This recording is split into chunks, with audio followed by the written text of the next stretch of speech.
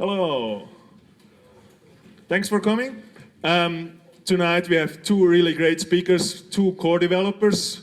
One you probably already know, Jonas Schnelli, will first talk about the next Bitcoin release, which should be released in the coming weeks, hopefully. I think. And then we will have Matt Corallo from the US talking about more philosophical, political aspect of Bitcoin and privacy. Yeah, thanks a lot for coming. Enjoy.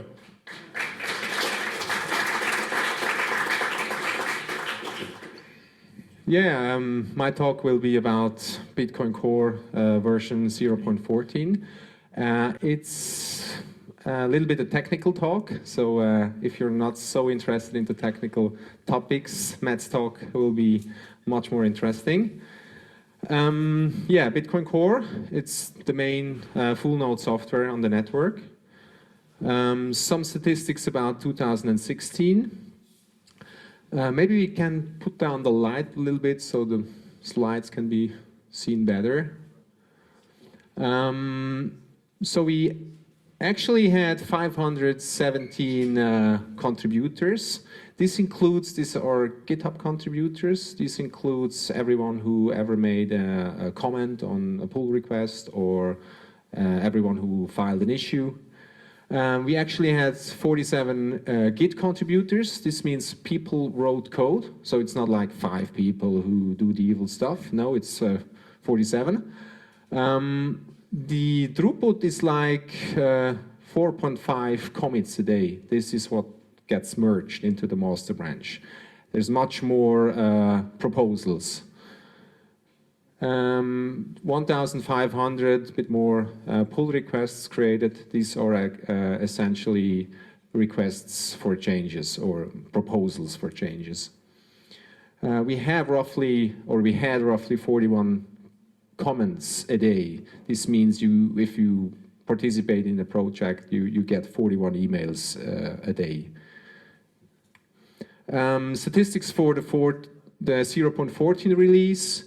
Since 0.13, the last major release, we had like roughly 1,000 commits. Some files are changed, some lines, 68,000 lines are new, and roughly 600 pull requests. This does not reflect the quality of the software, as you may know, but it's an indicator of the will of the developers to change for better. Compared to the last release, we were a little bit more productive in terms of quantity, just as an indicator of how many people are working on this project. Yeah, most important, what we didn't fail. This is the most important thing. It's a multi-billion system, so features are nice, but mostly it should not fail. Maintenance is very hard to do. The developers are under enormous pressure, political, community-wise, code-wise. Just the economy is growing and growing. But I think in this case we didn't fail, so there were no network downtimes. I think it's hard for any network to say that. And there were no known, maybe unknown, zero-day exploits. There's no known security weakness where anyone can exploit Bitcoin. And we have 0 reasonable chain forks, like, Bitcoin is dead. No, Bitcoin is dead. There's almost an agreement on what Bitcoin is. Yeah, this to maintenance, then what we have done mainly is what you can never do in normal software projects, which is mainly refactoring, increased performance. This was the main focus for 0.14. A bit boring if you're looking for new features, but mainly we could increase performance very good. If you work for normal corporate software projects, you never get funds for that. If you show up and tell people, yeah, I'd like to improve performance, I'd like to, justify the code, make it more modular, I need 6 months, so give me the money. There's no features coming out of it. Maybe in future, you never get money for that. I can assure you, I worked 20 years as contractor. This is why software projects tend to fail over a year. And what we did here is cleaning up old stuff, is improving modularity, and this is important if you want to survive the next years, but no features coming out of it directly. So what we did a new signature cache. This is improving the sync performance massively. There was like a big network refactor, which is a risky thing because it can break the peer-to-peer network. And there were various little optimizations that improved overall performance and stability. We have better fee estimation. Fees are critical today. Bitcoin Core is probably the most used resource to predict fees. Also, when you go and look at the online wallets, BitPay, stuff like this, I think they all depending in some way on the fee estimation of Core. We have a persistent mempool right now, which means when you shut down the node, your mempool is stored. This helps also for fees, also if you do mining. You can do manual pruning. I use this slide to also remember you that pruning is a very good concept, a required concept for blockchain applications. As you may know, the blockchain is getting bigger and bigger and bigger. It's now like 100 gigabytes, roughly around that. And you don't need the old blocks. You can kill the old blocks. Once you have built the UTXO set, which is the set of coins that are not spent right now, you can throw away the old blocks. You only need them for other nodes who want to become full nodes. So what you can do with pruning is you can run a Bitcoin full node roughly with 2.5 or 3 gigabytes of data, which is much better than using 100 gigabytes of data or even more. So what we can do in Bitcoin 0.14, you can tell anytime, I want to prune like 50% of the blockchain. Then you throw away the old blocks and you still have all functions of a full node except of serving blocks to historical nodes, serving historical blocks to new nodes. We have now a bump fee function, which means if you send Bitcoins to someone and you have used a low fee, which is reasonable at some time, but maybe you want to increase the confirmation time, then you can say this transaction should now have a higher fee. Then you bump the transaction and there's a higher chance of getting confirmed sooner. This requires a technique called opt-in replace by fee, and you need to enable it.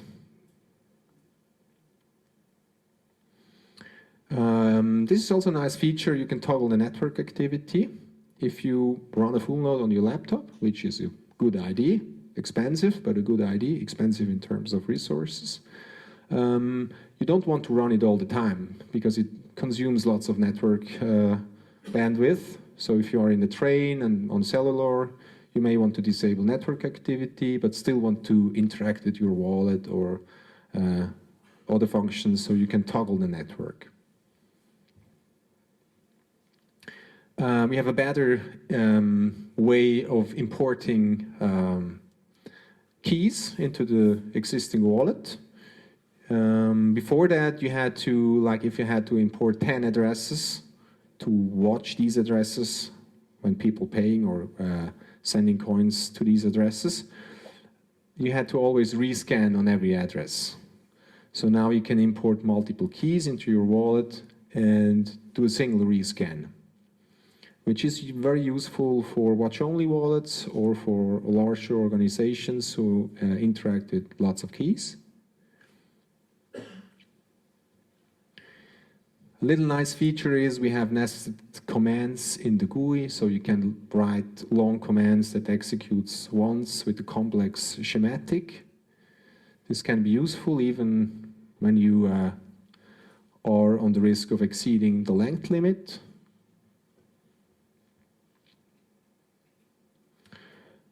This is a crucial thing because people still using Bitcoin Core as, normal users. There's kind of the gap. I mean, Bitcoin Core is the full node. That kind of is the daemon thing that runs as a core infrastructure. But Bitcoin Core is also used as a wallet. And I think it's a very safe wallet. But the usability is not ideal. And if you start it the first time, it needs maybe days until you have the blockchain synced. People think, okay, software is like you download, you use it. But it's different with Bitcoin Core because the model is you trust no one. So you download Bitcoin Core and then it starts to sync the network, the blockchain. And it verifies every signature or most signatures. And this process may take, depending on your system, days. In this time, you cannot spend Bitcoins, but you can receive Bitcoin. Now imagine people installing Bitcoin Core, handing out addresses, people paying to them, and then what? They stuck with the Bitcoins. They cannot spend them until they have synced the whole blockchain. It's kind of unfair, so we have added more warnings or more informations about that process. If you want the no trust model, this is essentially what you have to do to sync the whole blockchain. We've improved security because scammers are active and tell people, yeah, you have to enter some comments there, and then there's a string, you have to send me that over email, and then everything is perfect, and you're pretty rich afterwards. What they actually did, they stole private keys from people by pretending to help them. So we added some warnings. And of course, as I said at the beginning, it was roughly 600 pull requests. Lots of them were smaller things, maintenance things, little improvements, and memory management is a big thing because we are actually having the wallet, which owns private keys in the memory space, so we need to be careful. Bitcoin Core is a native software. It doesn't run in a browser where you have all these kinds of processes interacting. So it's a very safe process, and we have locked memory for the crucial parts. And this is also improved in version 14. Yeah, that's it. Hopefully not too much tech stuff. I'd like to do a short Q&A, 10 minutes maybe, if there are questions, and then move on to Matt's talk, which is more about, higher level.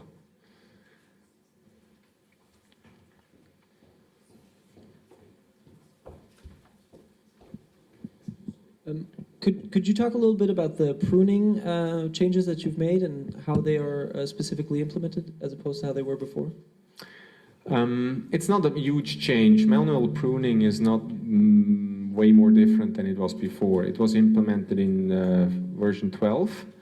So what there was possible is you could say, I want to reserve a space for my blockchain. It was the minimum was 550 megabytes. You could say, I want to reserve 550 megabytes, and then every block that's out of that 550 megabytes from the top space of the blocks was getting thrown away. And manual pruning allows you to manually say, okay, let me throw away up to height, this, that. So you can manually adjust that process.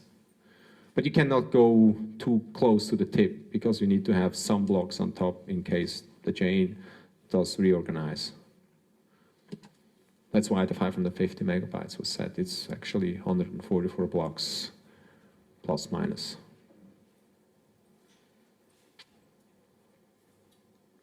Good question then. What's the next feature you will be working on for the next release? You mean me as individual or? You as a contributor or as a GUI maintainer? I have pull requests open since version 0.11 or I mean, the one I have open is charts about the mempool. I have open a simple payment verification mode for core, long poll RPC calls. Features are mostly not the problem in open source because everyone wants to write features. What really is the bottleneck at the development process of core is reviewing and testing. We have maybe twice as much new stuff than people are capable to review. And if you have worked in the private sector, corporate sector, you maybe, if you change something, you just push it into the master branch. But this is not going to happen here. It requires a high amount of reviews. This is why the process is very slow. But we have made good experience with that. Other software forks that came out of core, where they didn't implement that peer review concept, had introduced bugs, serious bugs, and we don't want that.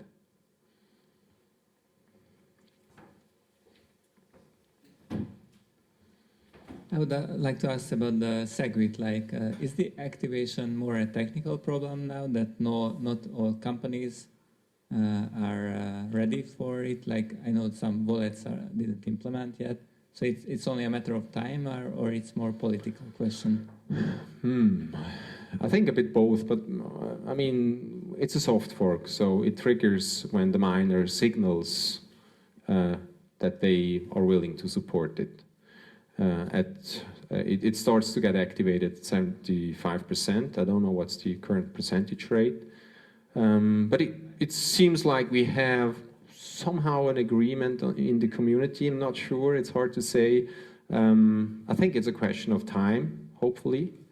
I have reviewed it many times and I can assure it's a great thing and it should have been done at the very beginning of Bitcoin.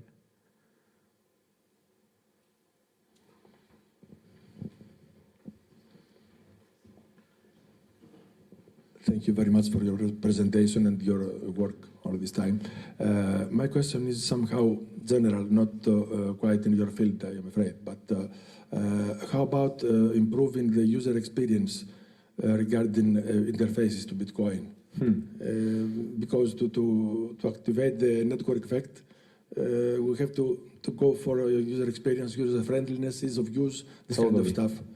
Thank you. Totally. I mean, I started contributing in 2013, almost 4 years ago, and that was my mission. I started as I want to improve the UI.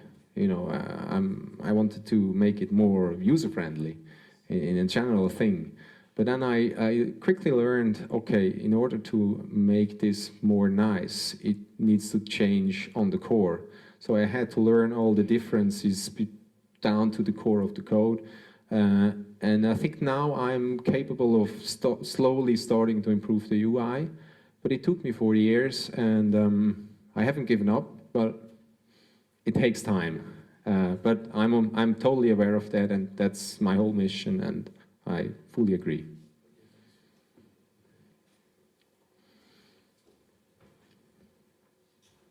Thanks, Jonas. Just a question regarding the block size. At the moment, it seems to be... Bye, no. Sure, go ahead. I like SegWit a lot. As far as I understand it, it seems to be logical, but shouldn't be there... You know, there's a rule that every 2 years the memory effects of the computers are getting doubling. So the computer getting faster, the disk memories get cheaper. Yeah. So shouldn't be there such an effect probably also for the Bitcoin blocks as well that we say, oh, why not increasing it to 2 megabytes? Yeah. I mean, SegWit is actually block size increase. It increases the throughput and also the bandwidth requirements roughly about 1.6 as a factor. So it's not 2 megabytes, maybe it's 1.6, depending on how people do transactions. It's actually block size increase, but it involves also like the fundamental changes that are required to better scale, like linearly signature validation, stuff like that. That's really required, fixing malleability. But like, if we should double the size or not, that's a very political question, which I have thought about forth and back, and there are reasons for that and there are reasons for that, and it's hard to say. It's always, if you have more throughput, you have other qualities less, like maybe decentralization. That's kind of a balance you have to make. But Thanks. SegWit is probably the first step before we can increase the raw block size. Hi. You mentioned fee estimation as a sort of new thing. I remember, looking into this, implementing it, basically looking at the size of the transaction and based on that, estimating the fee so that, we all know how it works. But could you give us some more insights in the new algorithm, and maybe even if there's something in the GUI that allows the user to sort of specify the priority of the transaction, or so these two things. Yeah, it's actually not priority, but you can, what fee is all about, it's bitcoins per kilobyte. So it's always like the size, you pay for bytes essentially in the fee. The GUI has kind of a slider. You can say, I want to target on a confirmation. This means how many blocks you want to wait until your transaction gets mined. So a target of how many blocks. So you have a slider between 2 and 25 blocks. So if you say 2, 1 is not possible to estimate because mathematically. So you can say, I want to have confirmation in 2 blocks. Then you pay a higher fee. If you say you want to have a confirmation in 25 blocks, you pay less fee, but it takes longer. And the algorithms behind the fee estimation, I think we can discuss that in a one-to-one because this gets really math. I don't know everything about it, but some basic things. One more question? So you were talking about the maintenance, that it's something that actually people don't even like to do that much, but it's very important. And another thing that I would like more is documentation of the code. Like, is there any... So my problem is I'm a software developer, but not a Bitcoin software developer. And I know that Bitcoin J has many problems, but I could understand the code base of Bitcoin J very, very fast. Like just going to wallet.java, reading it, yeah. It's perfect. Yeah. Or it has problems, but it's like, and with the Bitcoin core, I wanted to understand the SegWit change a little bit, at least because it was very interesting. And I looked at the code and I didn't understand anything. And maybe if I would take a week or 2 weeks, then I would understand something. Yeah. But at the same time, I know that you are not paid, so it's Yeah. like you are not paid to document stuff. But it's something like when you create a new binary, it's billions of dollars of stuff, and everybody, all the miners and other people, have to trust that even they can't read the code, even if they would be able to read the code. That's a risk when you run open source software. You can verify the code, but you probably don't do it because it's too complex. I think I'm surprised how much documentation people put into pull requests into the code. Again, if I compare it to other corporate software development, it's like no code, no alignment, just like hacking. And Bitcoin Core has a good amount of documentation in the code, but I agree, it's complex. It's C++, so it's like, harder to learn. I say it needs some month until you understand the basics of the source code. And I think I don't see that documentation could highly improve that. But there are a wide range of developers willing to help you. I share a day with you if you want to do documentation, and if you want to do more into code. That's what we really miss, or more developers. It's an open source project. Everyone can join every time. Maybe one more or last one? Good.